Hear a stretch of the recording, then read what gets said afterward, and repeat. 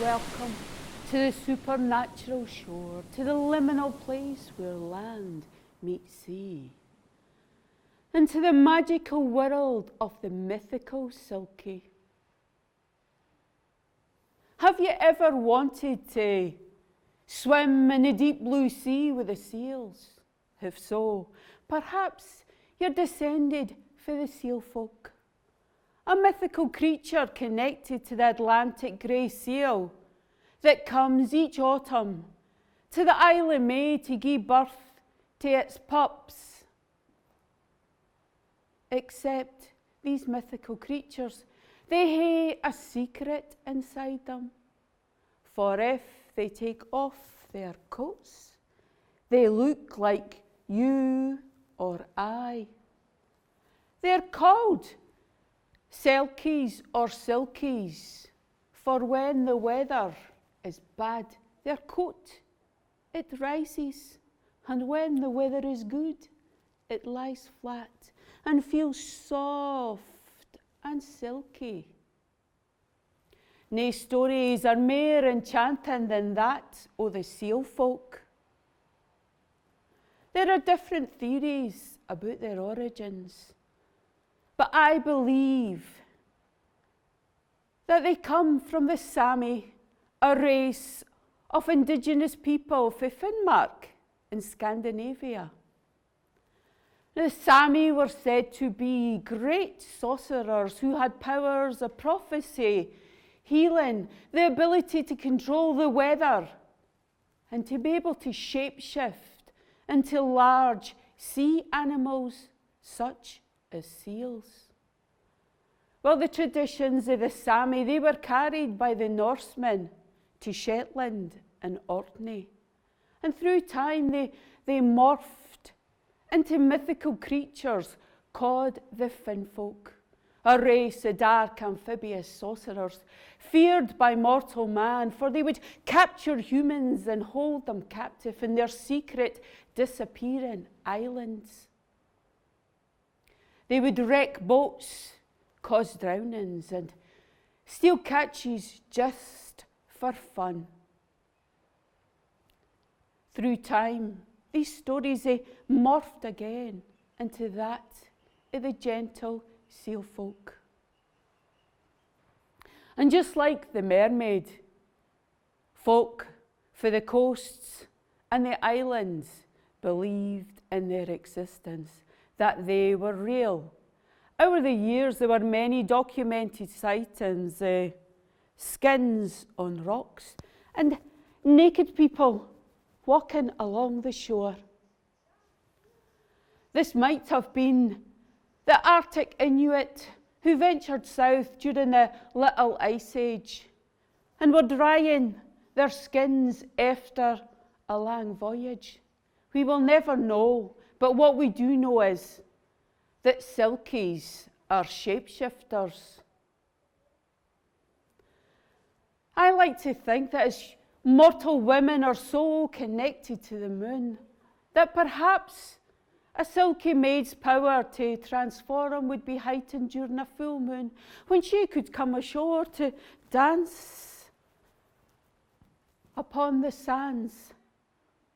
Likewise, a silky man, his powers to transform would be heightened by the sun, and he could come ashore as it rose in the east to find a mortal lover afore it set in the west, and he had to return back to sea.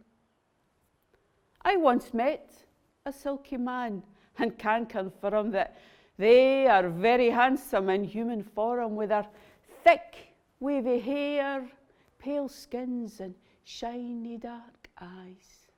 And they hae great seductive power, our women. There's an old ritual that if a woman wishes to find a silky lover, she must cry not one, not two, but 7 tears into the sea at high tide. And if she does so, why, her wish will come true. Likewise, silky maids Why, they're just as irresistible to mortal men who often use trickery to steal their skins so they can force them to become their wives. But a marriage under such terms is always doomed to fail. For nae good ever came of stealing anything that didn't belong to you, be that heart, soul, or sealskin. If any children are born of such a union, they hae the dark look of the seal, are said to be great swimmers, but are sometimes born with a condition called silky paw, webbed feet and fingers that always grows back no matter how much it is cut away.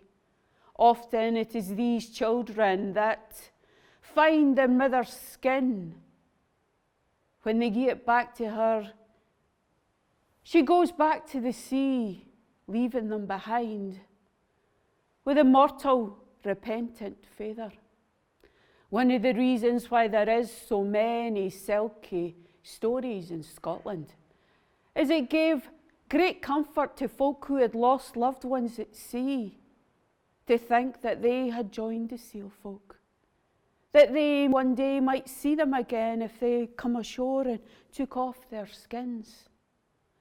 In those days, they also believed that they were fallen angels, and that a great curse would befall anyone who killed a seal.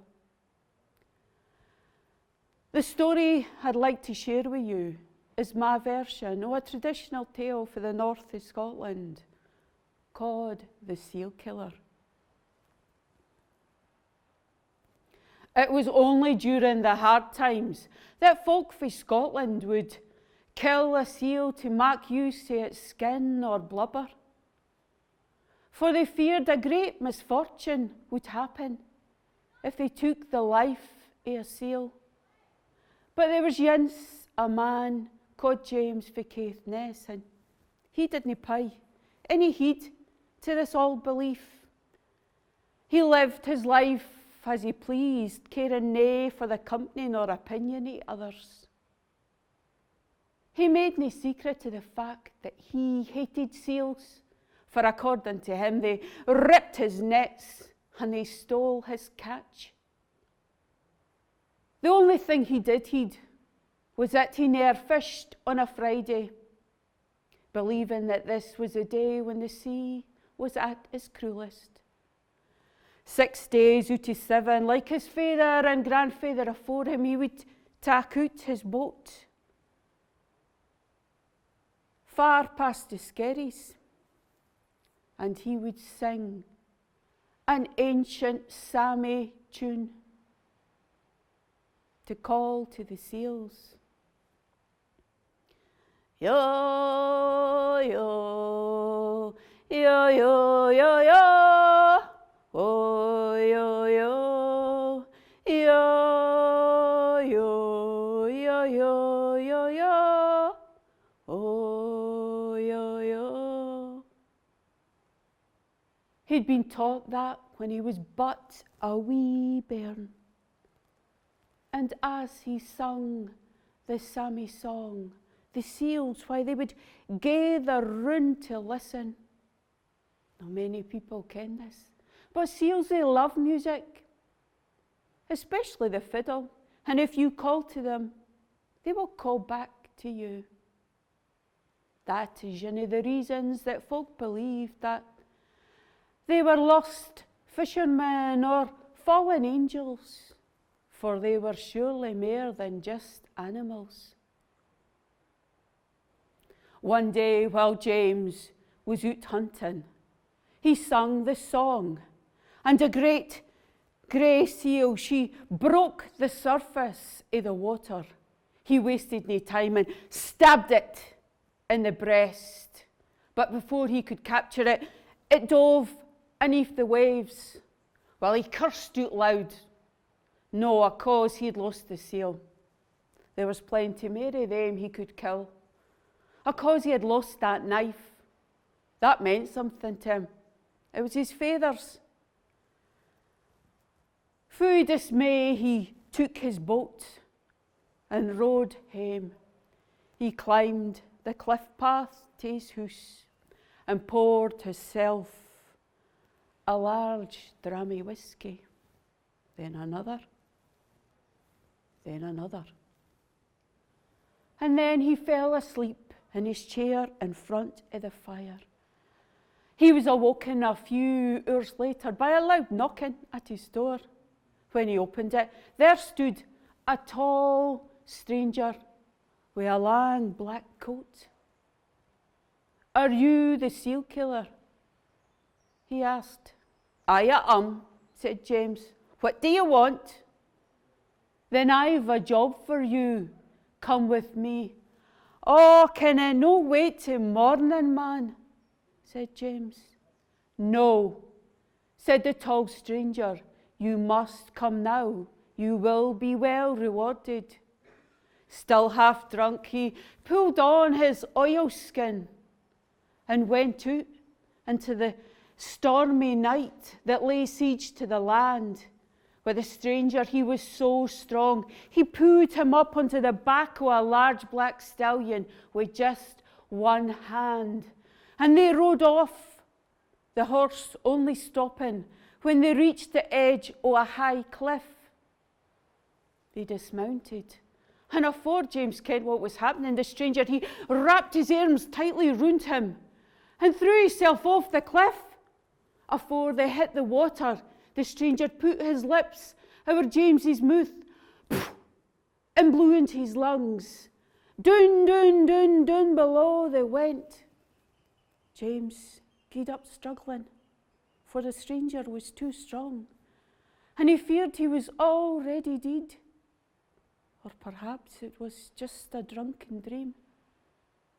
Whatever it was, he was there on the seabed, and he was breathing underwater. Well, the stranger, he led him into a magnificent chamber where there, on an ornate silver bed, lay the most beautiful woman that he had e'er seen, except her skin was a strange blue colour. And it was then that he noticed his knife sticking out her breast. His heart almost stopped. The stranger spoke. "This is the queen of the Silky people. You stabbed her, and the wound is slowly killing her. She can be saved if you show deep remorse and remove the blade." Well, James fell to his knees. For the first time in his life, he was truly sorry for what he had done, and he begged the queen's forgiveness. He gently pulled out the blade, and as if by magic, the wound began to close. Her colour changed from the strange blue to a pale grey. She opened her eyes and stared at James. He gasped. It was as if she had looked right into his soul, and a strange awe came over his body. The stranger touched his arm and said it was time to go. But before he set him free, he must promise that he would never kill another seal. "I promise I'll never kill another seal," said James. The stranger gave him a box and told him not to open it till he was safely home. In the blink of an eye, he found himself washed up on the shore aside his boat, wet and weary for all that had happened that night. He climbed the cliff path to his house. Once inside, he opened the box. Tears ran down his cheeks, for it contained white money, silver coins, the treasure of the seal folk. Later that day, he buried the knife aside his father's grave and went out and bought himself a fine fiddle with the silver coins. He kept his promise and never killed another seal. 6 days out of 7, he would row his boat out past the skerries, and he would play the fiddle to a large audience of grey seals. He lived a quiet life, except that every full moon he could be seen dancing upon the sands with a beautiful woman who had a large scar upon her breast. It was said that when James died, 1,000 seals came to mourn his loss at the shore. And that is the story of the seal killer.